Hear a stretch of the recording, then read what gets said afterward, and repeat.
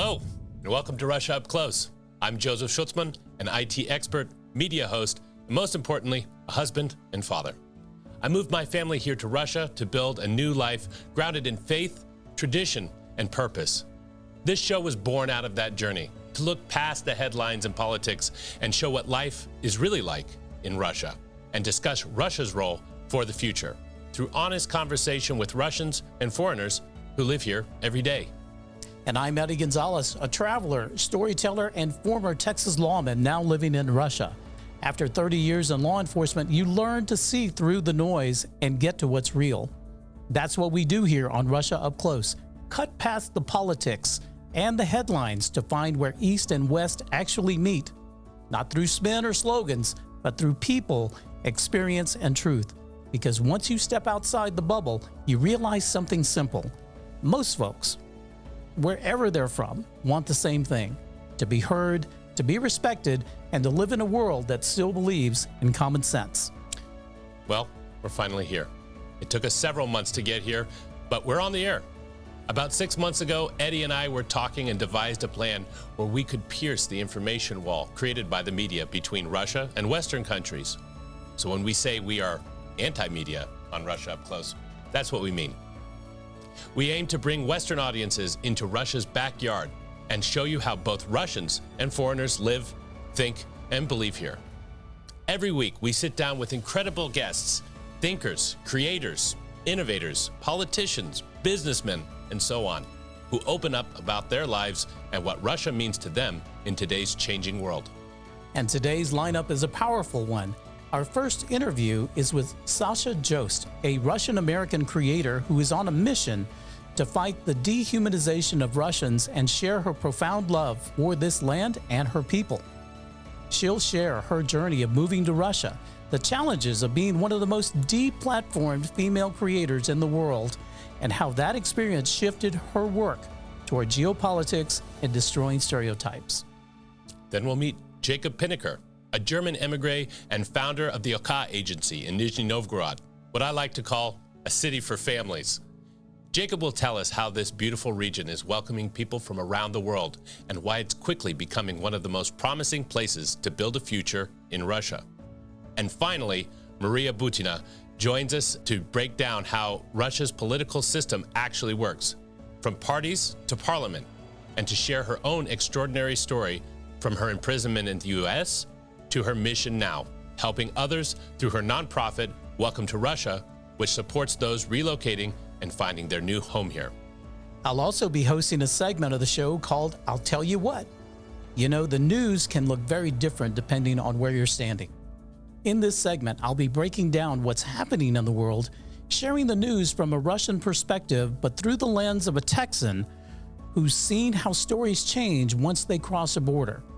After decades in law enforcement, you get a sense for when something's being staged and when it's real. That's the mindset I bring here. Every week, I'll pull apart the headlines and look at what it actually means for you, not the way it's sold to you, but the way it is. Because at the end of the day, that's what I'll Tell You What is all about. Cutting through the noise, uncovering the story behind the story, and helping you see the world a little more clearly, one truth at a time. We have a lot of great guests coming at you.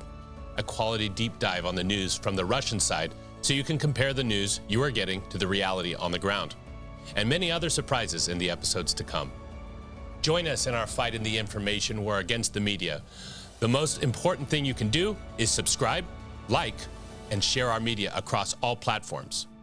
Make sure and comment and give us any suggestions you might have and what you want to see more of.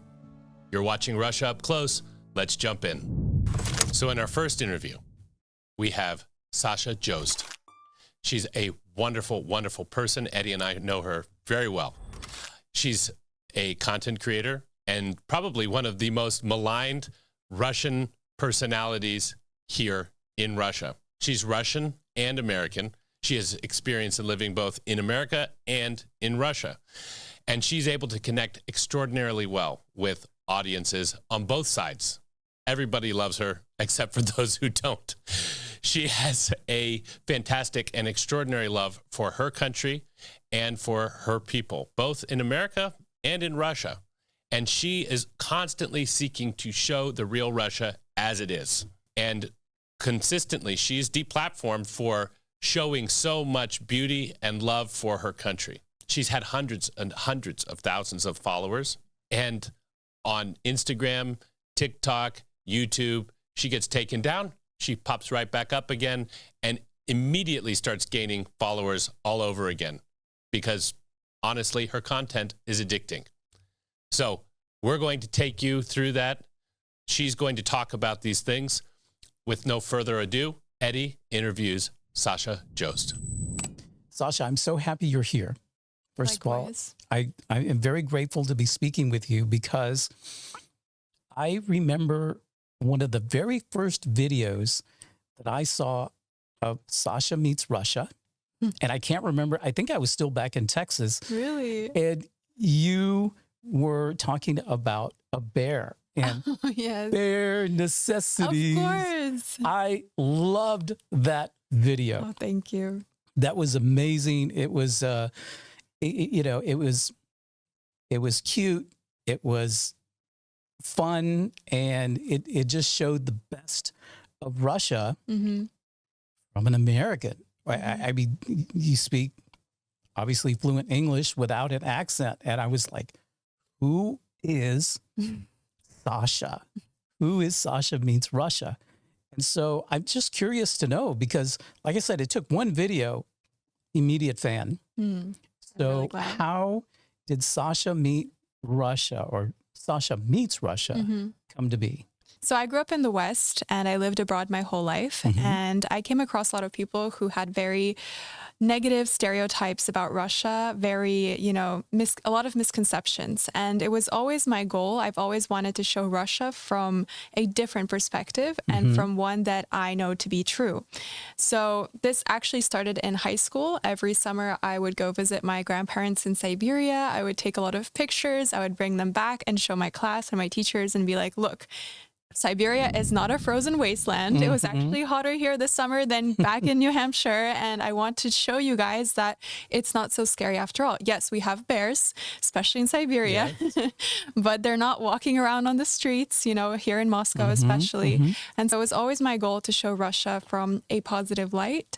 And so when I actually moved here, I decided to open a YouTube channel and to just start making videos and start showing it to the world. And people like you and others from different countries started seeing it and started having this, urge to travel here and maybe even move here. And that's really been my goal, is just to show Russia and make people fall in love with Russia the way that I have. Wonderful. And you do such an amazing job Thank you. of it.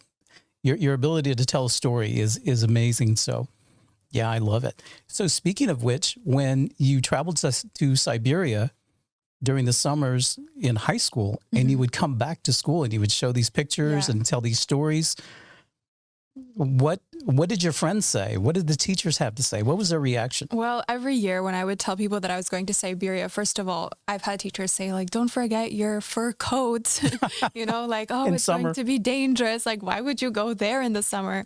But when I would come back and show them and these pictures and videos, and of course, back then also on Instagram, I would post just on my personal account to show my friends.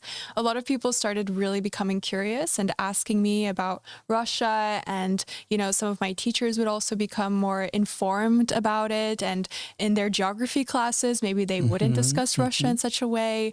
But again, the topic of the Cold War was never discussed when I was in the classroom because they knew I would go after them. And so things like this, in high school, there was a lot of people knew that I was like kind of the Russian. And so, but in a way, many did see it in a positive light because of, the pictures and videos that I showed my classmates. And so you mentioned that they wouldn't talk about the Cold War. No. During your high school time. If I was in the classroom. If you were in the classroom. Yeah. So what time period is this? What years? This was around 2014, 15, and I graduated in 2016. Okay, so this is about the time that there was a big change in Ukraine. Yes. through Maidan. Yeah. Were you familiar with that at all? Yes, I was familiar. I always kept myself updated with the news. My mother also has, she studied in Ukraine her university years, and we have a lot of friends and even some family in Ukraine. So we were always keeping in touch with them. And actually, I think it was my junior or senior year, a Ukrainian journalist actually came to my high school with his team of journalists, and they decided to hold an assembly and actually tell young children about the Maidan, but in a very propaganda way, in a very anti-Russian way. And of course, he didn't expect that there was a Russian in that room, in that assembly. And I stood out and I called him out in Russian.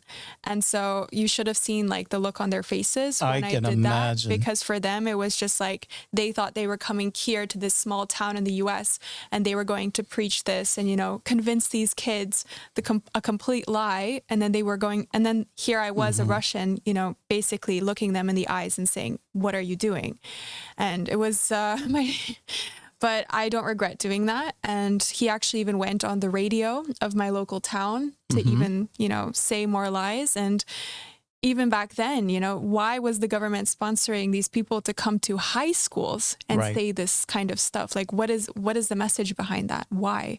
So what would you like people to know about who Sasha is? I guess what I would like them to know about me is that I don't have any ill intentions with what I'm doing. It's not propaganda if it's my life, if it's what I'm showing, if it's what I'm actually experiencing. If someone wants to take it that way, that's on them. But I guess, me showing my cat is suddenly propaganda, for example. Me showing that there are beautiful places in Russia aside from Moscow is also considered propaganda. But I want them to know that that's just not the case. And I've always been like this. And I've always loved Russia. I've always been very outspoken about that since I could talk. Anyone who knows me can verify. And I don't have to be paid to do that. I would be doing this no matter what, because I have been doing this my whole life. It's, something that I'm proud of. I'm proud of my country. I'm proud of both countries, and the only thing that I'd really want is for that friendship to happen, because I can see it happen. I know it's possible, but this dehumanization is the reason why we're seeing all these problems today. How many languages do you speak? So I speak fluently English and Russian, and I can understand most French, and I'm learning and speaking Spanish. Tell me, why are you learning Spanish? So it's a very interesting story. When I moved to Moscow, within the first 2 months of moving here, I met someone with a very similar story to mine. Someone who moved here because he wanted to experience living in Russia, and he loved Russia, but he wasn't Russian. He was half Mexican, half Spanish. And so we really bonded over that. And now, 2 years later after we met, he became my husband. We just celebrated our 1-year anniversary congratulations. of marriage a week ago, and his name is Domingo.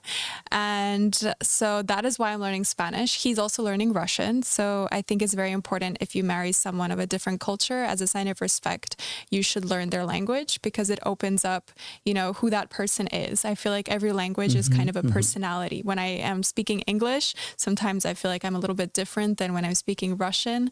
And so for me, it's really important to know Spanish so I can also speak to his family, and if we have kids, so that they know they have no choice. They'll have to be trilingual. So, yeah. Я согласен. It's easier for me to speak Russian than it is Spanish. Really? I have to change gears. Yes, I understand that. So hard. You mentioned something earlier that really stuck out to me, is that you moved to Russia before your parents did. Yeah. Tell me about that story. So I studied 1 year of university in Boston, and I was around 18. So after that first year, I realized I absolutely do not want to continue my education in the US. First of all, it was outrageously expensive, and I just couldn't justify paying off those debts. I mean, even some of my professors were still paying off their debts. And so I was, just no. And I also didn't really know what I wanted from life. I didn't know who I wanted to be. And so I didn't feel ready to take on that kind of I didn't feel ready to commit to something, so expensive and so serious. And also, When I was in university, that was the first year that Trump got elected. And I saw how absolutely crazy everyone went. We had a day of mourning in my school. Wow. Everyone was wearing black. Our classes were canceled. There were classes for therapy groups. And I was thinking like, okay, this is happening because someone got elected. Like, incredible. people are actually losing their minds over a president to this extent. And it just made me feel like the society around me is very unhealthy and this is very toxic. And so I just couldn't really see myself staying in and studying in that kind of environment. Also, there was a lot of Russophobia that I actually experienced, even more so in my university, I would say, than high school, where, for example, after Trump got elected, I was speaking Russian to one of my classmates because he was Russian speaking. And my teacher, when she heard that, she actually called us out and told us we were not allowed to speak Russian anymore. And she was teaching international relations. Wow. So what does that say? Wow. And I realized I would have to actually deny a part of myself if I want to be successful in my studies and later on in a career. And I would never, I would never be willing to do that. So I decided I'm going to go and try living in Russia. That's amazing. So you paved the way for your parents to come to Russia. Russia. And not just my parents. After them, 4 other families from our Orthodox church in Russia followed me and my parents and also moved to Russia. So wow. So 4 other families who were in America. Yeah, who knew us after we moved. They used that as an example and they also moved with their children. Wow. That is amazing. So your public persona as Sasha Meets Russia, I first saw your video on YouTube, but if I were to look you up on YouTube, you're no longer there. No. So what happened? Democracy happened. Yeah. Interesting. Basically, certain people, I would say, were not really happy with the success I was having on YouTube and the fact that I was really promoting Russia in such a positive light in English. And so my YouTube channel got banned. I had around 100,000 subscribers at that point, but I made a new one and that one got banned as well this year. And so they just keep banning me. And then they banned all my other social media as well. Wow. So you've been deplatformed not only from YouTube, but everywhere. Were you on Instagram? Yes. My Instagram was the most popular one. I had almost 300,000 subscribers on Instagram. Wow. And in 1 week, they took down all my channels, TikTok, Instagram, YouTube, everything was shut down with no warning or explanation.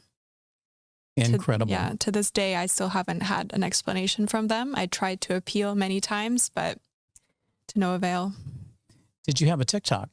Yes, I had a TikTok. It was also around 200,000 subscribers and they took it down like the same week. It all happened in March of this year. It was kind of like this, almost as if someone conspired to take me down everywhere they could in like one moment. And that's exactly what they did. Now I see that you are on X. Yes. Formerly Twitter. And how is that experience going?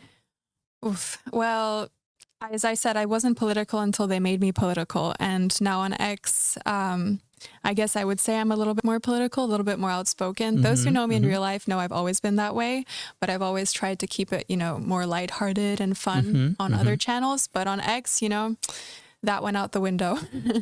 But I've also, posted the same kind of content that I would on Instagram. I've gotten more hate on X than I have on any other platform. Basically just the most vile things you can think of. That's all been directed at me. My family has gotten threats from my presence on X. And it's just absolutely disgusting. But at the same time, I think if you're a blogger in Russia and posting content in a foreign language in a positive way, that's to be expected. You have to have thick skin because it's just, comes with the job. So I've noticed on X that a lot of your posts seem to be more of a geopolitical nature rather than just cultural or Russian tradition and things like that. And how, what has brought that out of Sasha? So what are you seeing now that you say, okay, I'm doing culture, I'm doing Russian tradition, I'm doing cute little videos, but now I want to talk about geopolitics or something that's a little more hard edge? Well, that was never my goal. I was never trying to position myself as any kind of expert in geopolitics, but the act itself of censoring someone is political. What they did to me is political. There's a reason behind that. And so coming onto X, I had to acknowledge that. And when I see what's happening on X and how people are speaking about my country, about all these lies about Russia, all this propaganda, I just couldn't stay silent, because I think if you're silent, you're automatically taking the side of, the enemy. I guess I can say that, but that's why I started speaking out more. Of course, I still post cultural things and lifestyle things and things that I actually enjoy posting, because I'm not a political expert, but I've always had an opinion. And there's a reason, why even in high school, my teachers wouldn't discuss the Cold War with me, because they knew that I would never stay silent. So how has that impacted your viewership? Many of your followers, obviously from the beginning, have been following Sasha Meets Russia because of your content and your non-political content. But now that you're on X, which is in and of itself a political platform, how has that affected your viewership? Well, I think the audience on X is very different from the audience that you have on Instagram or TikTok. And I do have channels on those platforms again. So I just keep doing it over and over. Whenever they block me, I make a new one. And on X, the audience is just different. So you have to kind of also appeal to the platform that you're posting on. So for me, it honestly hasn't been that drastic of a change. And I think many people actually appreciate now that I do start saying, what I really think. Of course, many don't like it, but, if they don't like it, they can always just unfollow. Unfollow, absolutely. It's my sincere desire for every American to come visit Russia, come visit Moscow at least once in your life. It should be on everyone's bucket list. And it's so difficult to articulate the reasons why until you come and see it for yourself. I mean, even Tucker Carlson, when he came here, the look on his face, he was shocked. And every time I see a foreigner come here, you can just see the stereotypes breaking before their eyes. And it's incredible. It's just wonderful, because all that, all those lies, everything they've been taught their whole life just gets erased, because they see the reality, they see the truth. And I think it's important for us as bloggers, as people who moved here, to show that truth even to those who cannot come and visit. And I think that's extremely important for Russia, to change their image and change their perception abroad. Because, for example, if you take a country like Japan, when you think of Japan, you probably think of Hello Kitty and anime, but everyone forgets what happened in World War II and, that they were a colonial power, the atrocities that they committed. And I think, Russia hasn't done that. And they have this horrible image abroad that needs so desperately to be changed. What is your perception of gender roles between, just generally speaking, between Russians and Americans? I would say that Russia is actually a lot more feminist than the United States, in a good way, in the way that feminism should be, which is that a woman, as a woman, can choose what she wants. She can be a mother, and she can also have a career. She can have paid maternity leave if she needs it. And these are things that we don't have for women in the United States. And so if feminism is about supporting women and uplifting women, then, it doesn't exist in the United States. But in Russia, we really do see this. We see women in high positions in the government, in the corporate world, but they still have families, and they're still feminine, and they don't have to lose that side of themselves, because they're proud of being women, because they know what a woman is. But in the United States, where you erase all that and you try to make everyone the same, and you also put down men, young men, especially young Christian men, then you get a society which is completely lost and completely, just sick in a way. And so that there is no feminism, real feminism in the United States, because they cannot even define what a woman is. Sasha, as a Russian American woman, what are the differences, in your opinion, between Russian and American women? Well, currently, I would say it definitely has to do with fashion. I think in Russia, women definitely have a better fashion sense. However, I would say in southern states in the US, women are also very fashionable and they're still very feminine, which brings me to the point where, I mean, my grandmother was from Texas and she was a very classy lady and she loved to dress well and she was very feminine as well. And she's a lot like my Russian grandmother. I mean, if they met, they would love each other's fashion sense.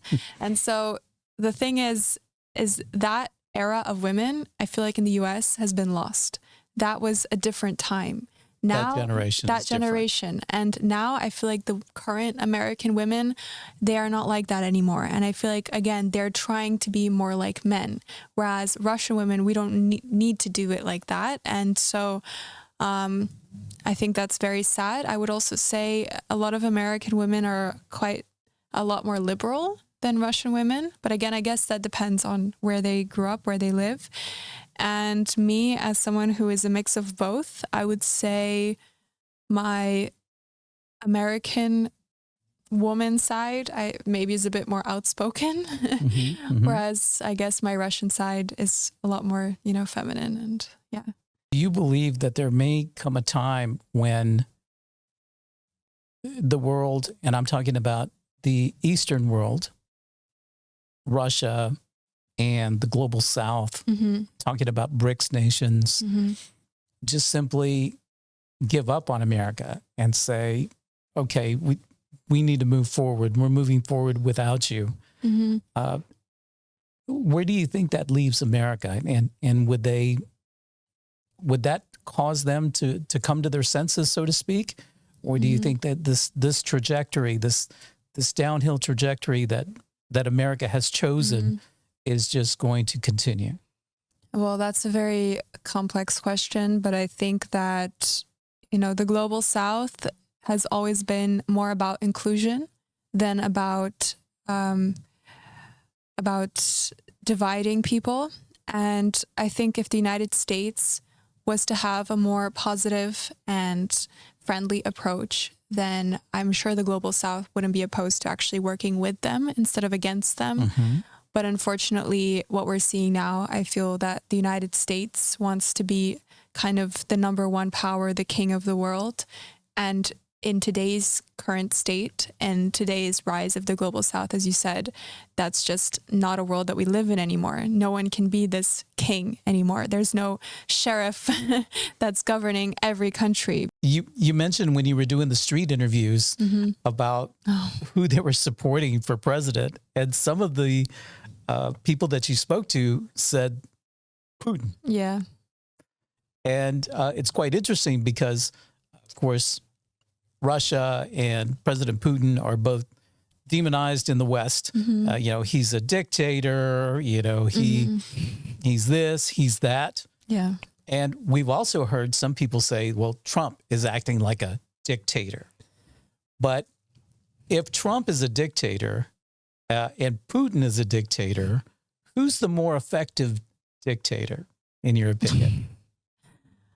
I think the term dictator gets thrown around so much that people have forgot what it actually means.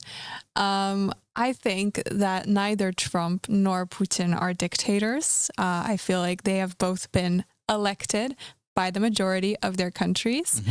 I think the real dictators are the ones who have been in power illegitimately, like our neighboring country, for example. Sasha, thank you for spending some time with Russia Up Close. Thanks for having me. It's been a wonderful time here, and you're always welcome to come back. Thank you. I had a great time too. Thank you so much. I think you could sum up that entire interview and call it democracy happened. It's interesting. Again, just describing the amount of hate that she gets online. It contrasts to the amount of love that she gets online, because clearly she gets followers like nobody's business. Democracy is another word, I think, that we've forgotten what the meaning of is. Lots of words are being forgotten, the meanings of them lost in the new, particularly in the newer generations, but still even in our own generations. It's interesting. There's a lot that's actually covered there in regards to this, but Sasha, like I said, is extremely persevering, and I know that she's going to continue to come back stronger than ever. You know, it was funny when I was watching this episode. All I could think of was, you know, Matt Walsh of the Daily Wire should come to Russia, and he should ask on the street, "What's a woman?" I think he would get a very different response than what he is going around various places and asking for. And I think that's very clear. You know, one of the most striking things about Russian society is how women act here in Russia. It's very, very striking. It's one of those things that Eddie was describing in the interview as it's really difficult to explain all these great things that you see in Russia. You arrive here and, you know, we just had a very important guest that arrived fairly recently. And I was walking with him and he just kept on just shaking his head and just saying, lies, lies, like everything is lies, like what we've been told about this or that. And I could really understand what he was saying about that. You know, hated people who tell the truth are really the people who deserve to be followed, to look after, to see what they're actually saying, to see what they're describing. And so I very much hope that you will take this opportunity to follow Sasha Jost on all of her platforms. I think it's her third YouTube channel, her Telegram, and her X account. Most importantly, Sasha Meets Rus. And now I want to take you to our next segment, I'll Tell You What, with Eddie Gonzalez. The European Union just rolled out its 19th sanctions package against Russia. 19. Because the only thing the first 18 did was give the EU an excuse to do package 19. They say this one is the toughest yet, but I'll tell you what, how many times do you have to fail before you admit the plan isn't working? Here's what's in it. LNG imports banned. Shadow fleet tankers targeted. Crypto platforms frozen. More banks cut off. Van der Leyen calls it turning the page for good. Macron, Starmer, and the EU crew nod along like, yeah, this'll show them. Meanwhile, the world keeps trading, keeps moving, keeps ignoring their ultimatums. Think about it. If 18 sanctions didn't work, why would the 19th suddenly succeed? Magic or desperation? Heck, even Donaldo Trumpo, a man running out of options, saw this. But I'll tell you what, instead of listening to common sense, he listens to the neocons in his party. He slapped sanctions on Rosneft and Lukoil because they told him to, not because it made sense. He called it time to act. But he knew deep down sanctions alone don't work. Talks with Putin don't go anywhere, he warned. Sanctions don't win wars. They never have. Then there's little Marco Rubio, handpicked by the Cuban-American lobby and arch nemesis of Venezuela. He's calling for crippling measures. Von der Leyen says strength is the only language Russia understands. I thought they understood Russian, but I digress. Starmer and Macron posture in sync, demanding more compliance. But here's the part they never say out loud. Every new package hurts Europe more than it hurts Russia. German factories shutter. French farmers protesting in the street. Energy prices going up. Competitiveness goes down. Meanwhile, Russia reroutes its exports east, finds new buyers, and keeps the oil flowing. The ruble stabilizes, inflation cools, and industrial production climbs back up. In case you didn't know, that's not supposed to happen. That's not how crippling sanctions work. But that's what happens when your opponent plans for endurance and you plan for headlines. Russia isn't just surviving, it's thriving. GDP is rising while most of Europe struggles or grows slowly. Russia is doubling down on BRICS, expanding trade with China, India, and other partners. It's openly supporting Iran and Venezuela, who, by the way, both happen to be victims of U.S. sanctions that haven't worked either. In other words, the so-called isolated states are building their own neighborhood, and Europe's not invited. The lesson's clear. Sanctions alone don't control the world.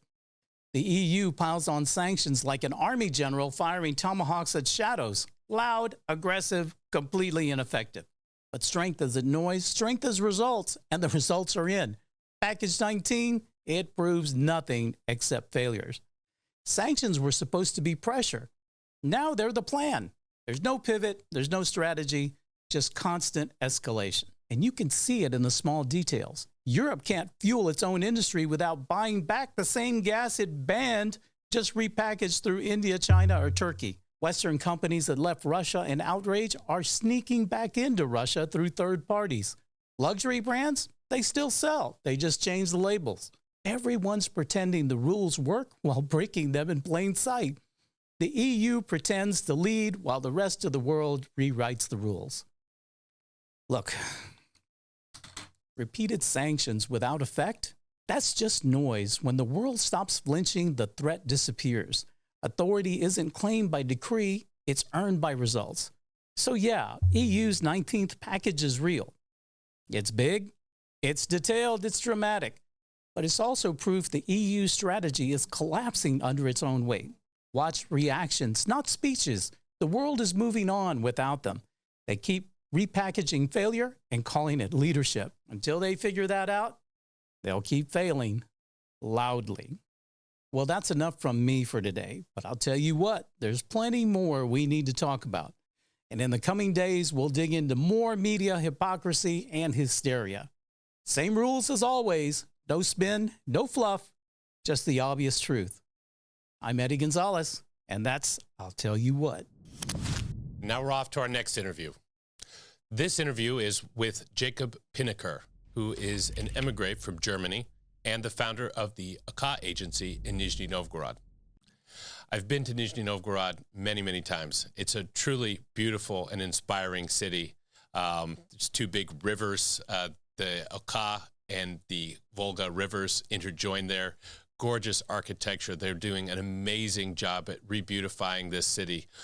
It used to be a Cold War city, and so people weren't allowed to go there. Foreigners weren't allowed to go there during the time of the Cold War. But now that city has been, of course, completely open for a very long time now, and they're doing amazing beautification projects in there. And lots of people are moving there. I like to call it a city for families. I've taken my family there myself and been there several other times, as I mentioned, and absolutely love this city. It's about 4 hours by train east of Moscow. And the city itself is about 1.3 million people. In the whole region, there's probably about 3 million. But Jakob Pinneker, as I mentioned, being the director of the AK agency, who started it, was an initiative to help welcome people to visit and to move to Nizhny Novgorod. They have tremendous opportunities there. There are many families, American families, Canadian families, German families, and so on, that have moved there already. And Jakob will now tell you about that in this interview.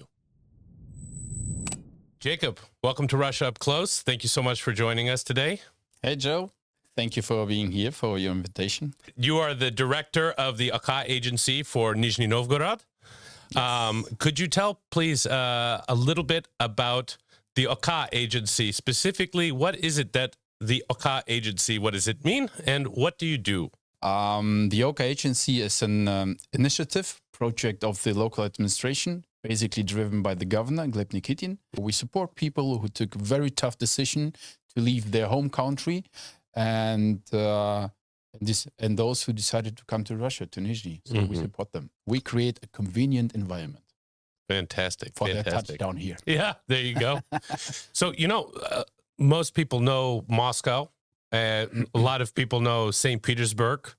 But Nizhny Novgorod is, as I understood, the third largest city in Russia. And yet somehow many, many people, for several reasons, don't know where Nizhny Novgorod is, what Nizhny Novgorod is. Can you tell us a little bit about that? Oh, yes. Thanks for that question. It's actually an excellent question, because the mainstream is focused, of course, on the capital of Russia, Moscow, St. Petersburg, also Moscow region. The advertisement worldwide is excellent, very good. Nizhny Novgorod, from my perspective, is a good balanced regional city in terms of Western standards when we talk about infrastructure, and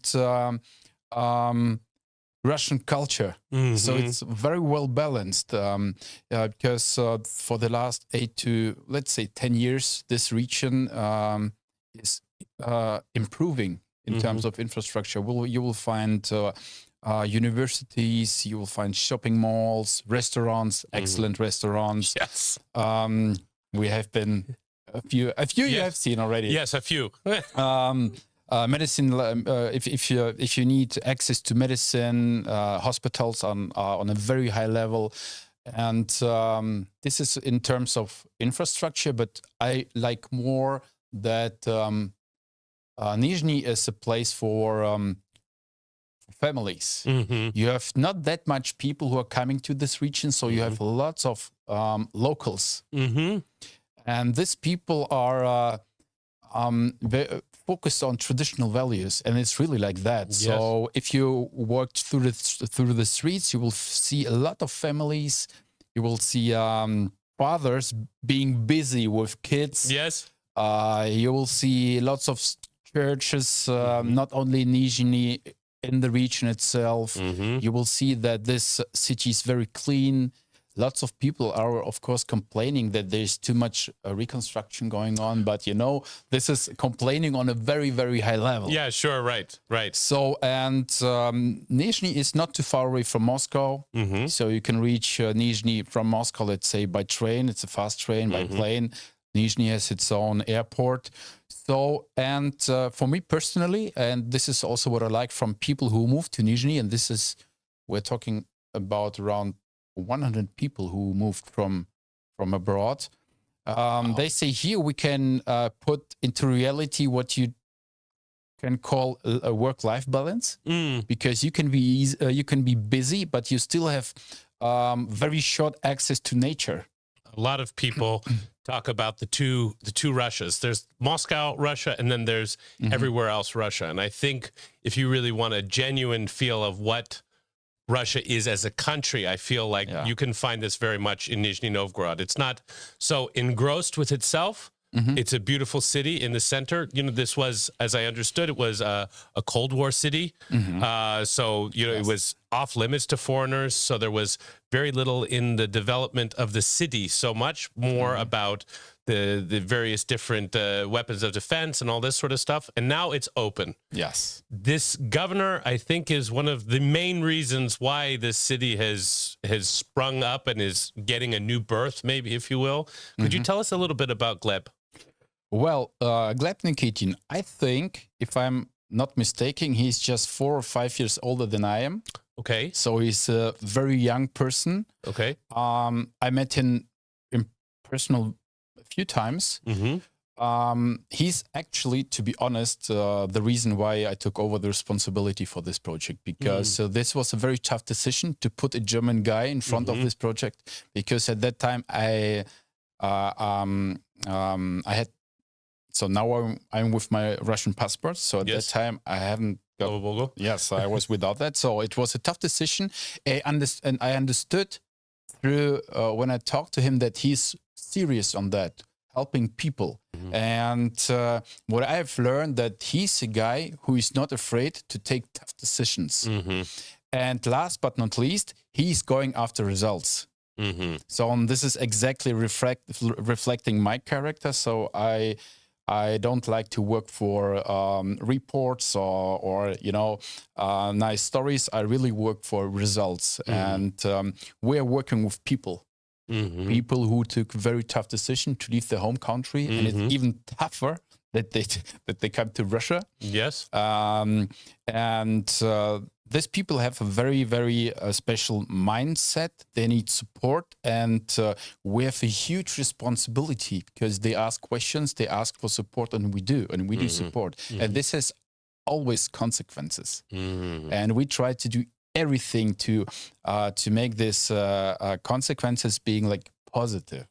So let's dive into that a little bit. These are fantastic points that you're making, because I came before the 702. Yep. Then the 702 decree, for our listeners, something that's very important to understand is before the 702 decree that the president made, you basically had to come in on a tourist visa, on a highly qualified specialist visa. There's a variety of visas. And now there's going to be this whole new generation, let's call it, the second gen of immigrants coming using the processes that OCA agency has put in. You know, very grateful that this agency exists. I think it's a fantastic agency, and the city itself is a fantastic city. This beginning place, like you're getting in on the ground level of something that has a tremendous future. I agree with you. I think from my point of view, Nizhny is the place to be right now. Lots of potential and lots of support if you go after results. And I may also have to underline that, I mean, as for today, we have around 800 applications around the world. Yes, from Europe, from the US, from Canada, from Australia. But honestly speaking, we're not going for quantity, we're going for quality. So if someone asks for support, for help, we'll for sure help. But we know, we're also very honest to people who have this idea to move to Russia, because it's not that easy. Sure. I mean, we always recommend, look, the best way is to take a few weeks, come to Russia, visit as many regions as possible, not only the capital, not only St. Petersburg. Make your trip through the regions, make your own picture, talk to people, and then decide if this is a country for you or not. Because here, if you come to Russia, it's not like, wow, we have been waiting for you our whole time, you know, whole life. No, here you come to Russia, you have to be active. Active in terms of, okay, I want to be an entrepreneur, I want to establish business, go for it. We support, but in the end, you have to do it by yourself. If you want to buy real estate, okay, go for it. Try to find agents. You have to learn the Russian language. You have to be active. Tell me, Jakob, give some real, I guess you would say, some real ideas about the kinds of people who are coming to Nizhny Novgorod. Well, to be honest, we are, as I said already, we're looking for people who are able and who are willing to integrate themselves into the culture and into the region. We are looking forward to people who will bring benefit to the region. I will be honest. Sure. In terms of economical development, we need investments. Sure. We need people who are ready to build up their own companies and create products. Yes. Create, opportunities for local people, but also for people abroad to work. I strongly believe Russia is the place to be. Nizhny is the place to be, of course. And for myself, it's not too late, but especially for my kids, Russia is the future. I heard that there are some. Well, obviously, there are several big projects that are going on. There's, I've heard about Neymark University. This is a very exciting opportunity. Could you tell us a little bit about that? Yeah, this is a unique project, also driven by Gleb Nikitin, the governor. This will be a campus, and basically, I would say this will be an environment for upcoming IT specialists and senior IT specialists who will work on future-driven topics in the IT area. And the business model is quite very much focused on bringing people to the campus. People can stay there. There are even 5 churches available. So they're close by, because for many, for the young generation, I very much support that, religion is a very important topic, and this is also considered. They can live there. They will interact with the industry. So very modern type of doing education, like receiving contracts or tasks and doing it within. And besides the educational process, and the infrastructure is very, very nice. So they can really focus on education, on doing the projects, and skilling up their knowledge through through specialists around the world. So we'll have local specialists like senior partners, but also people who will lead the lectures, etc. But we're also having already for this particular project people from abroad. Jakob, tell us a little bit about your story. When did you come over from Germany into Russia? What was your motivation, your reasons?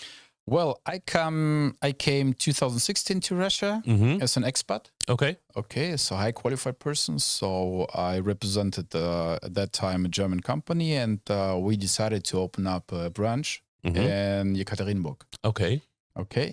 So I came for. So the plan was to stay there for 2 years. It was a startup, so someone had to do the work. So it's basically the same what we do now with Oka.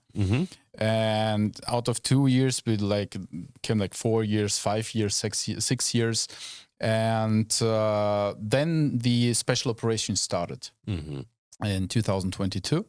And I have to, I had to take a decision: either I stay or I go home. And so 99% of all the people I know, all my friends who also came like an expat, they left. But I decided with my family together to stay because within this period of time where when I was in Yekaterinburg, also again in the region, I really get to know the culture and the people. And there haven't been one single day or one single situation, even a second, where I was misunderstood or I faced some kind of negative vibes. Yes, we had a lot of strong discussions because people have their own opinion, and I was like, no, I don't agree, blah blah blah. But it was always it ended all with a handshake. It's like, okay, I respect, but I disagree, but I respect your opinion. Let's go have a beer. So, and I received so much help from these people because they just said, wow, you came to Yekaterinburg. Why you came to the Ural region? Because many people think this is even already Siberia. And they say, why you came? And I explained them why I came. Like I said, we strong believe in regions. We see business opportunities here. And I always said, if you want to do business, you have to go to that place to talk to people in their language, and this is what I did, and I was really accepted. I have so many friends there, and my children went to the kindergarten, to the school, and this whole package. I have. If I take all this, so at that time into 2022, when I had to take a decision either I stay or go home, this whole package of positive things had a huge influence to me, and I said, no, I stay here. The main buckets of assistance that Oka gives are kind of your first few weeks just getting in the country and getting all of your paperwork kind of lined up, right? Yes. What other things does Oka help with? So there are basically 2 blocks. So the first block is this migration consulting. So we need to do it. It's even a bit boring already because the business model, the business process is already working. So we really have to make sure that all the documents are correctly prepared in order to pass this application process. This is people really should interact with Oka before they come, right? Yes, exactly. We're talking to every person directly. So we're working through this one window system. We have our concierge service. These are people who are who know exactly what it means coming to another country because they did exactly the same way. So they know what it means, and they know that Westerns, they have a different culture, so they think different, and these people know how we think and know our expectations. So we work with every client personally. We're working out the individual customer journey way. So starting from what you want, what are your expectations, what you have, blah, blah, blah. In the end, we together go to the migration agency and do the application process. So we do it together. There's someone sitting by. So when people arrive, we pick up we do the pickup from the airport, or if they arrive by by train, because when they arrive to Nizhny, there has to be someone who's welcoming them because they don't know anything. So we're doing that. Then we have this stuff like you have to do their registration. You have if the kids have to go to school, you have to find all the solutions. You have to find a location to stay, like a house, flat, whatever. This is what we do. This is the first part. This is all what is necessary to arrive, to stay, and make yourself comfortable. And the next part is much more interesting. This is the integration part.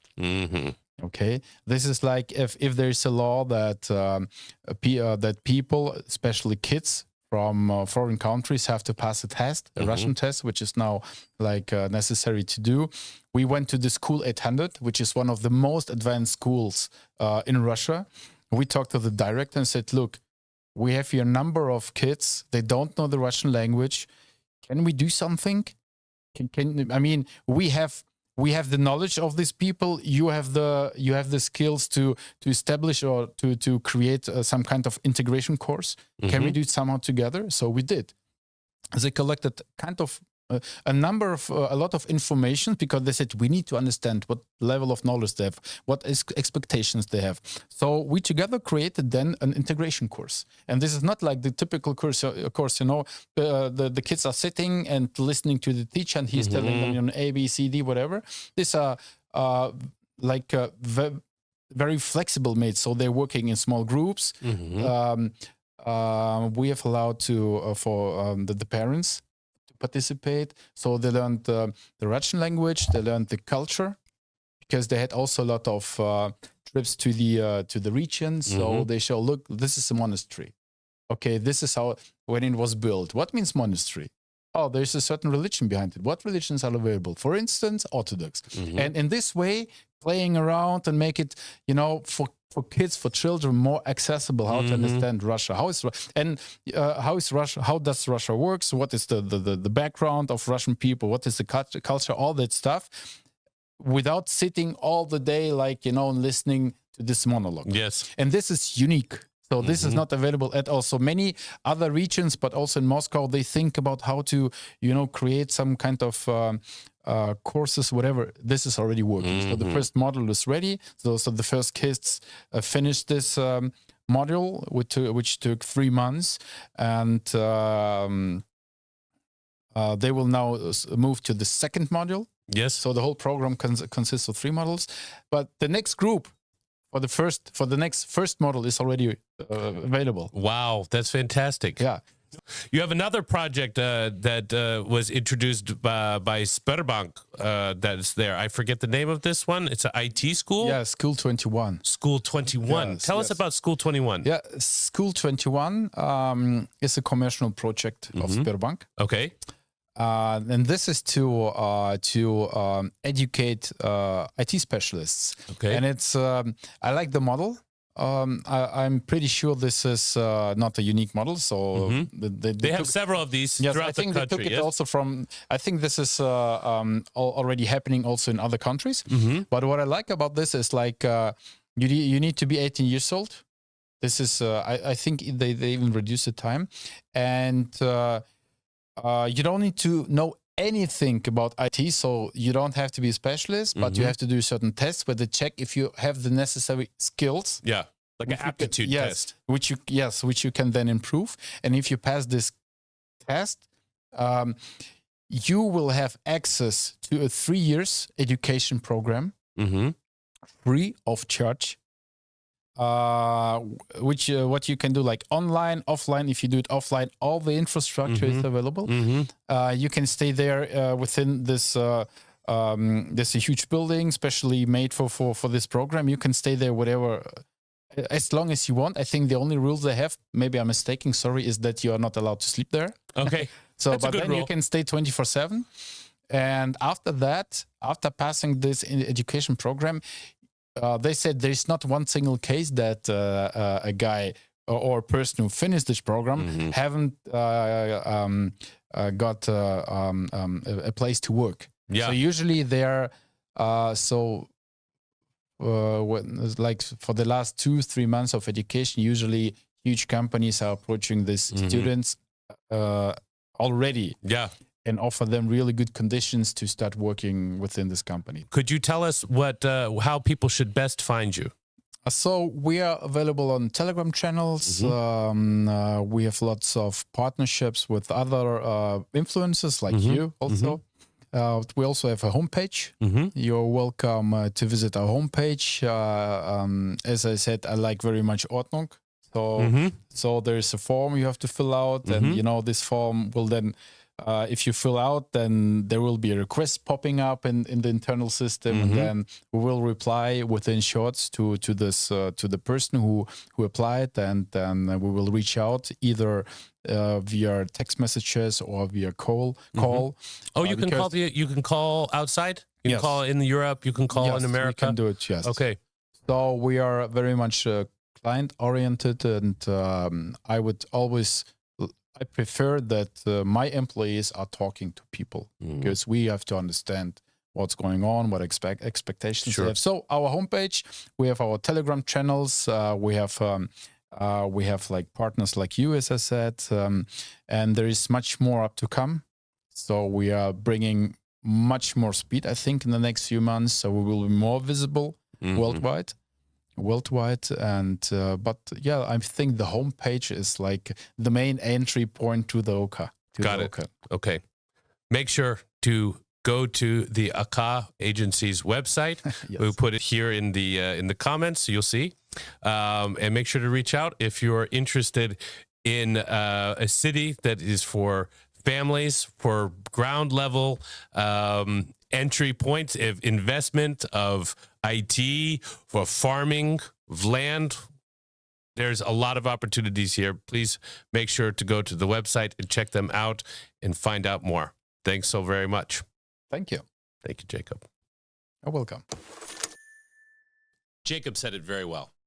Nizhny Novgorod is a very balanced city, a very easy balance between city life and country life. You can be in a bigger city, but quick access to the countryside. Absolutely love it there. Highly recommend visiting this great city and this great region. It was a great interview with Jakob, and I thought Jakob made the best point possible, that moving to Russia is not easy, and expectations should be set on the outset before somebody thinks that they can just move to Russia. I think another fantastic point that Jakob made is that nobody should be under any illusion that moving to Russia is an easy move. It's definitely a more difficult move than many other countries, but it's extraordinarily rewarding. What is clear is that Russia is a land of opportunity for people who are motivated, committed, and driven, particularly ideologically. Mr. Gleb Nikitin, the governor of Nizhny Novgorod, who Jakob mentioned in his interview, is a truly inspiring governor. I've met him a few times now, and I can truly say that he is driven and committed to making his region one of the best in all of Russia. He has a tremendous sense of traditional family values and supporting very, very practically families inside of Nizhny Novgorod. If you want to learn more about this aspect of the region and the governor of Nizhny Novgorod, I highly recommend that you check out this article by John Henry Weston on LifeSite News. We'll leave the link below. I highly encourage you to go check out the OK Agency's website at ok-agency.com. And for more information, go check out their Telegram, where you can chat directly with agents there to answer your questions. Next up, our interview with Maria Butina, who is the state deputy of the Duma of the Russian Federation. Eddie and I have known Miss Maria Butina for several years now, and she has been a tremendous aid to people who are moving here to Russia. In this interview, she's going to talk us through the Russian political system so that we can actually understand how that functions here in Russia. As I said, she is a member of the Duma, which is effectively the Russian equivalent of the United States Congress. She has a tremendous amount of influence, and like I said, being helpful to people who are moving to Russia, and a strong proponent of the presidential decree, the 702 decree, which invites foreigners to Russia based on traditional values. She runs a nonprofit called Welcome to Russia, which is for this purpose. She's also going to talk about her time in the United States and how she was imprisoned while she was a student there in the United States. With no further ado, here's Maria Butina. We are here today with Maria Butina. Maria, I'd like to start off talking about the political structure of Russia. I think most Americans really have no idea about what that is. Of course, there's lots of propaganda that it's just kind of one guy at the top and everybody just, whatever you say. I think it works a little bit differently than that. What do you think? Well, a lot different, I'd say. Well, I guess very few people know that we have constitution, Russian constitution, that was passed after the Soviet Union collapsed. And it has actually two chambers, parliament. So I serve for the lower chamber. It will be like your House of Representatives. Okay. And we also have Russian Senate, which is the upper chamber.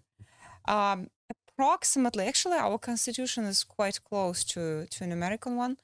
And as much as I know, the prototype for the new Russian constitution was an American constitution. That's why we have government. We do have three branches, so legislative, executive, and jurisdictional. So the three. And we also have all the two chambers, government as an executive power, which is responsible for the budget forming, for the ministries working. And we also have courts, all the system, as you guys do. It's a bit different because we don't have precedent cases. So we use Roman system of law, which means we have actual code. And whatever is happening, we don't follow the guideline. We follow the code, and we don't use precedent in our jurisdictional system. And also we have the upper level parliament, which is a federal parliament, the State Duma, you probably heard of, where I serve, and we are responsible for the state, for the federal laws. The big but is that we do not have the lobby laws. Which means if you run for elections, you only can use the money that political party gives you. You can donate to the political party, but it's very, very strict. You can't use more television time, which is justly given to political parties. So, well, of course, now it's social networking and whoever has more public profile, but for every country, it's the same. But we don't have lobbying, meaning we are not allowed, it's illegal to lobby for a commercial firm. It's not possible to do here, which I think is nice. Actually, it's very nice. It's very nice. So there is no lobbying here. So what you're trying to tell me is that you don't have a lobby, say like in America, we have APAC. You don't have something like this in Russia. No. I learned something new every day. If let's say a deputy tries to work in favor of certain commercial interests, well, you can lose your mandate.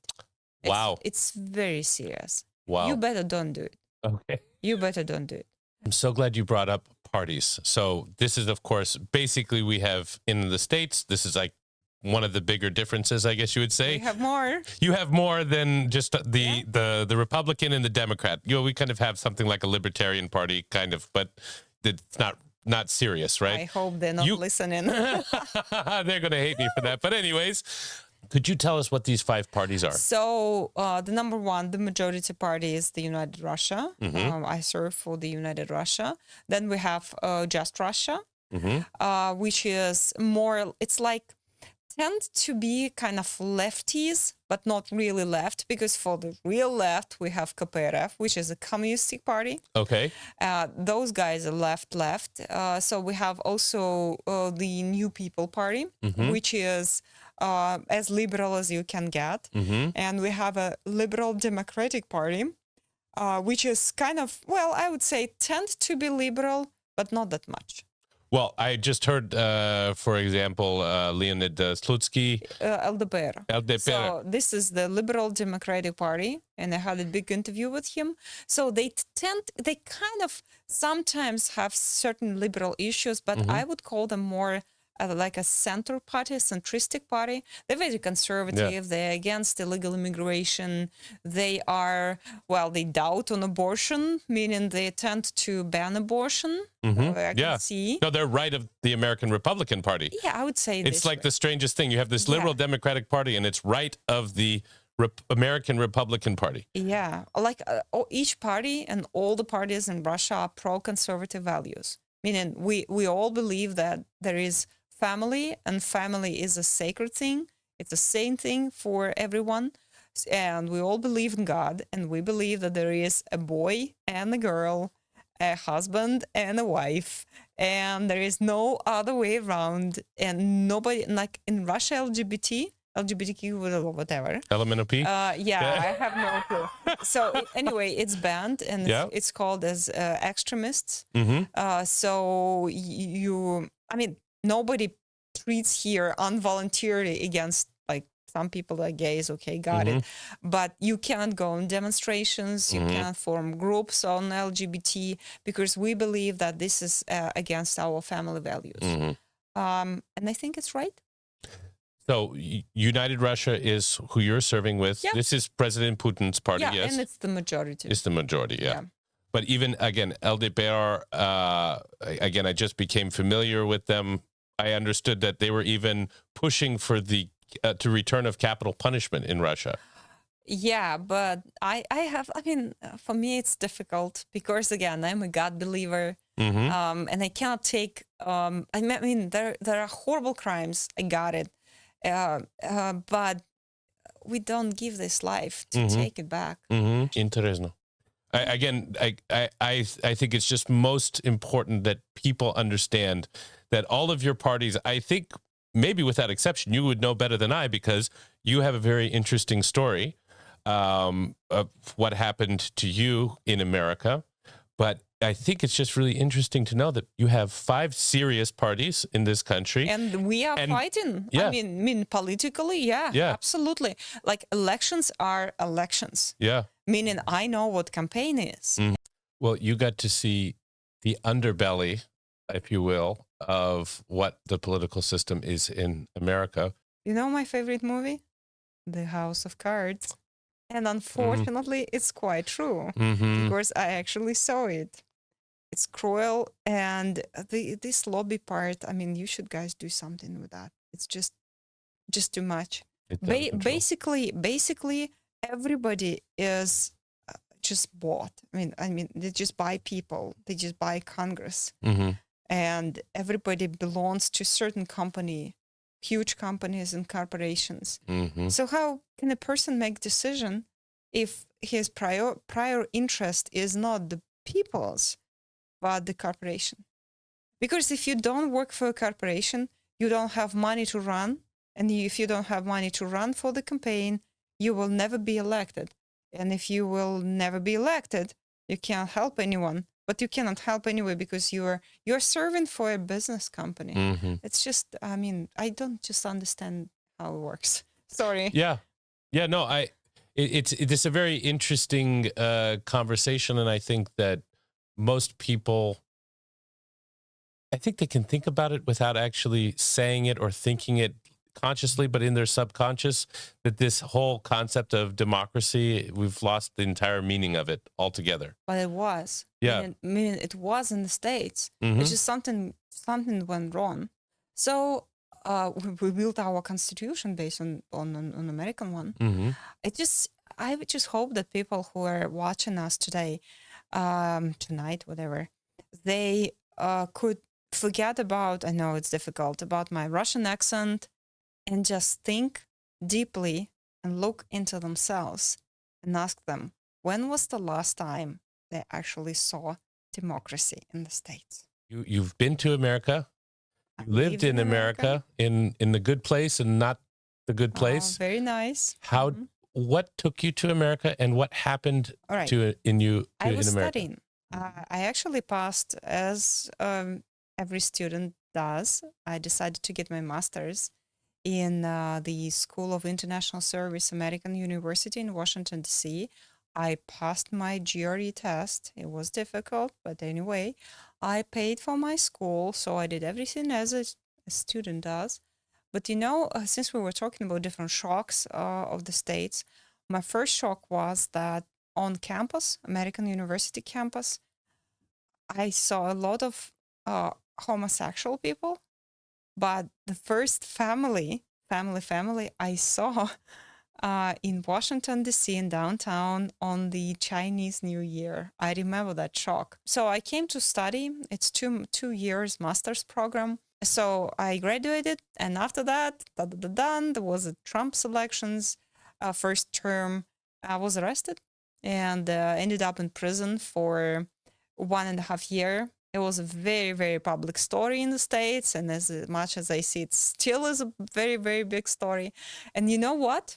Since we will release this interview very soon, I am very curious what's going to happen with Comey.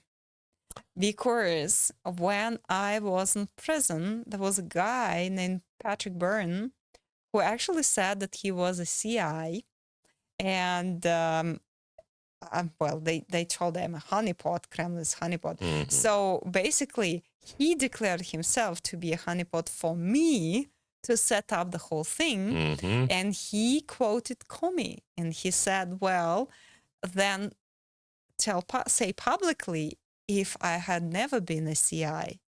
And the FBI said that he was a CI, but they did not say that he was a CI in my case. Mm-hmm. Very interesting. Very. Anyway, so I think that actually there will be time when they will start playing back and look closely to the files, because all the fusion GPS part and all this stuff, and the first Peter Strzok, if I remember correctly, the first reports where it was mentioned, now it's all in media because I follow it. Mm-hmm. And it's very curious because I declared myself then guilty only because I was deeply tortured, and we tried to appeal. But in the States, if you plead guilty, you automatically sign an agreement that you will never appeal, which is against all the rights. I mean, it's against every single rule in the world, even basic logic. Mm-hmm. But you basically say, okay, well, if you tell me tomorrow that I killed Kennedy, wonderful. When you sit on solitary confinement for almost a year, freezing in a cell without normal sleep, normal food and everything, without any contact with your parents, at some point you go crazy. And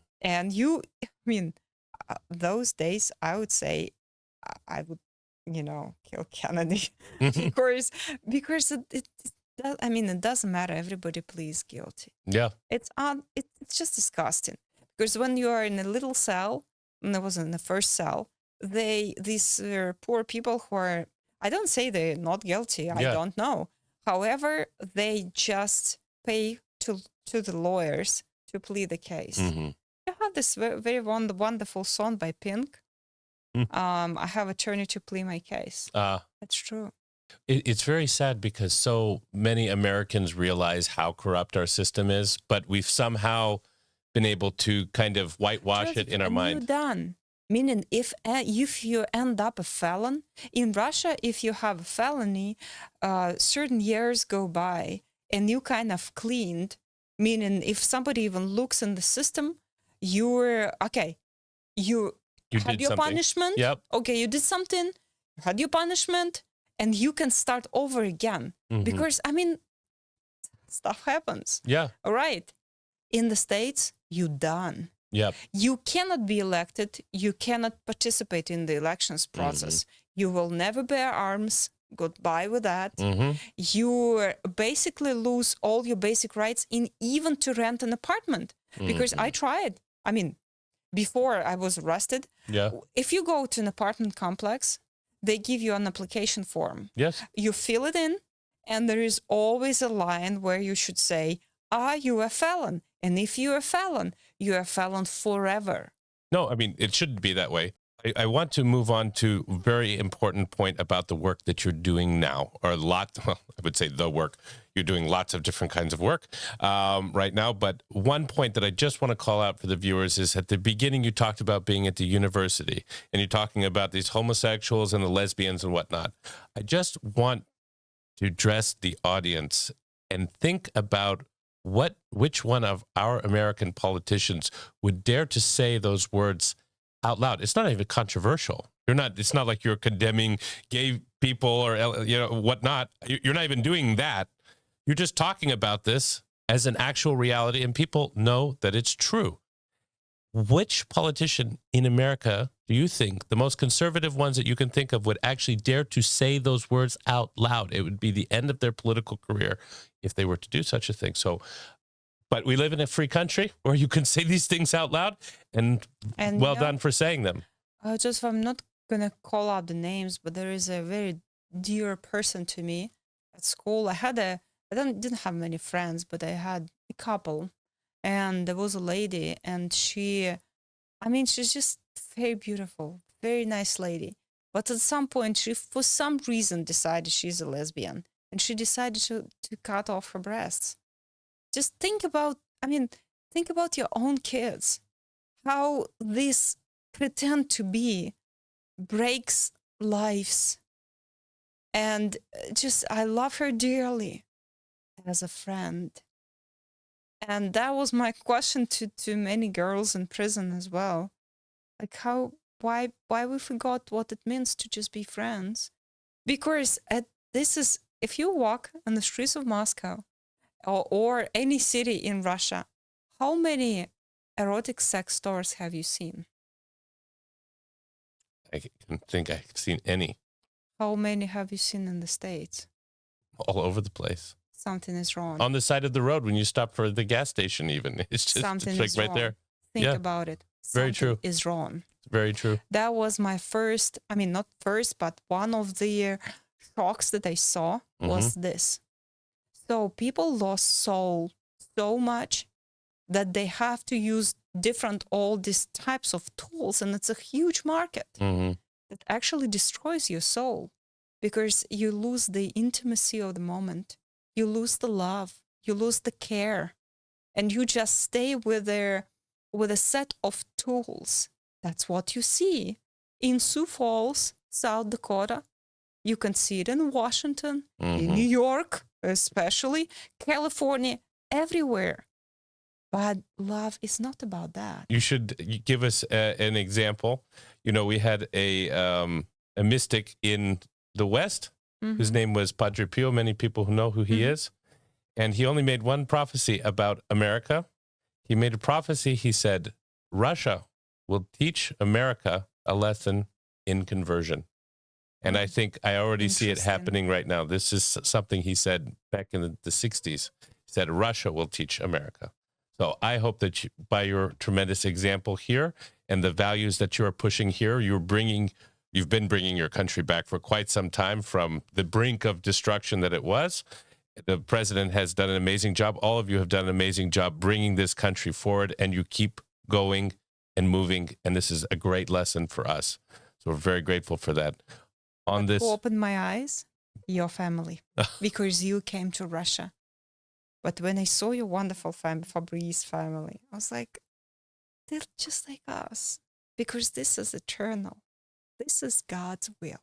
That's what I focus on. So thank you for coming to Russia. Well, we're very, very humbled to be here with you, Maria, and thank you for all your very kind words. You're always welcome in our home, always.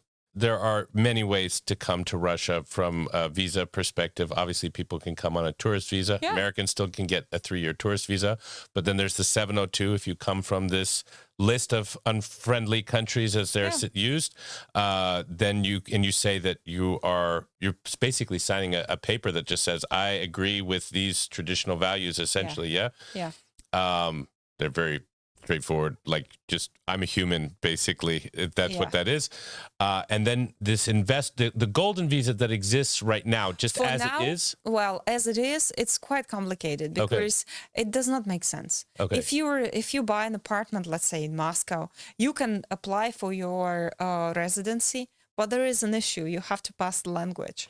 Uh-huh. And for many people, it's a problem. That's why this the investors visa, we probably over the past 2 years, we had like 10, because it does not make sense. Then it's easier to get your 702 visa, to get your temporary residency without language.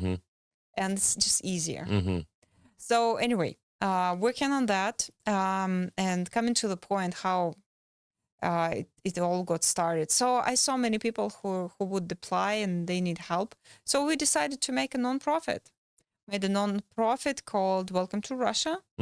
And now we help people, we help to the bloggers, people who want to talk about their experience living in Russia, or they want to come from abroad to tell something about Russia. We don't pay people, we not get paid. Because, and I think this is important, people who come to Russia, they come because their soul is here, because they want to save their kids and their families. They don't come for free breakfasts.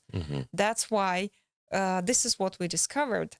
The best way to help to the Westerners to come to Russia is to simplify their bureaucratic, all these issues. They don't ask you pennies and money. They do have money. They simply need help in navigation. Absolutely. Absolutely true. I really appreciate all of your tremendous work, Maria. You work tirelessly every day. You're always running around. You're never in one spot. I love it. Too fast, too long. I just love it. Because you will never get tired if you serve God. You serve God because you have a great family and big family. You cannot complain. Of course, you can be tired physically, but you are always happy because you do it because of the biggest love in the world, in the universe, because you love God more than yourself. Please, God, help us every day. Help us every day. Maria, last question for you, because I know that the tricky one. The tricky one. Oh, all right. There's so much to say here, and we're not going to go too deep into it. But people should ask questions in the comments, and they can reach out to you on your social medias, which we will absolutely leave the link. Send you questions, and we can repeat. Also true. They can ask us the questions too. But the main thing, if you were to say a few things before somebody moves to Russia, or let's just say even visits Russia, because I think this is a really important step that people should come and see for themselves before they bring their family, if it's possible. Security is even getting worse as time goes on, and more people are very concerned about visiting even before moving. But anyways, before people embark on this journey, what should they know at a practical level? Well, I think you are actually better here than me because you went through it. Yeah. But I would suggest to come first. I mean, some people just make a decision. They say, oh, we want to move and we want to do it. But I got it. But come here, think about transferring money because you will need it. Don't count on you're going to find job right away. It does not happen this way. We will invite people who are responsible to help to the foreigners to start their own business here, maybe small, because I think for many people, it's going to become a solution. If you cannot be hired because of a lot of, issues, you can still have a job and you can have your own business. How about we help you to do that? It's fantastic. I have a lot of ideas always. Yes, you do. Thank you. It's funny, just a quick side note. This Ekaterina forum, you don't know it, but I know it because this was the first time that I ever saw you in person was at this forum 2 years ago. Hopefully you will come on this forum with the whole new kids also. Okay. All right. Well, just in a few weeks, it will be so. So, oh, yes. All right. Yes. Nice. Voice him. It will be here. Nice. So we're very excited. Maria, thank you so very much for all this time. You're a very busy person always, so we're very grateful for the time you took to come to us today. You should definitely look Maria Butina up online. You should look at her social medias, which we'll post here. You should look at her project, Welcome to Russia. She's also started a new show. Political cuisine. I wish you All the best on this, Maria. We're very looking forward to seeing what comes next. Thank you. There you have it, Miss Maria Butina. It's very interesting to actually learn more about the Russian political system and to realize that things are not just run from one person and whatever he says, that's how it is. There's an entire system that exists here in Russia. We saw kind of the Duma parallel with our Congress. Also very interesting things that we're not very familiar with in the United States. There's no corporate lobbying in Russia. The LGBT, as many people know, is designated as an extremist organization. I thought that one was particularly interesting. You know, I'm often asked in media interviews for Western sources, don't you have a problem with how things are run here? Don't you have a problem with the fact that this freedom of speech is outlawed, that there's these extremist organizations or organizations designated as extremist? I said, well, you know, it's very interesting because the things that I agree with philosophically and spiritually, we're aligned on those points. With regards to things back in the United States, of course, that I took particular issue with was that traditional Catholics were put on the domestic terrorist list in the United States. But nobody seemed, or very few people, seemed to have a real problem with that, or that was somehow newsworthy. But the LGBT is designated as an extremist organization, God forbid. You should definitely do some research and look up Maria's story. Probably don't try reading it on the New York Times or the Washington Post. She does have a book that she wrote, that she authored herself, called Prison Diaries. You should definitely look it up. It's available online and in print. Those are our stories and our interviews today here on Russia Up Close. What an incredible lineup today. We heard from Sasha Jost, also known as Sasha Meets Russia, who reminded us what it means to stand up for truth and humanity in a world that often tries to silence it. Then we heard from Jakob Pinneker, CEO of the AK agency in Nizhny Novgorod, showing us how a city for families is opening its doors to people from all around the world. And finally, Maria Butina, State Duma deputy, who helped us understand how Russia's political system really works and shared her own story of resilience and purpose. These are the voices that make Russia Up Close what it is: real people, real stories, and a closer look at a country that's often misunderstood. If you enjoyed today's episode, make sure to follow us on all of our platforms. That's the most important thing you can do to help this project grow. You can find us on Western platforms, YouTube, X, Telegram, and Instagram, and on Russian platforms, VK, RuTube, Zen, and Max Messenger. Every follow, every share, every comment helps us bring these stories to more people.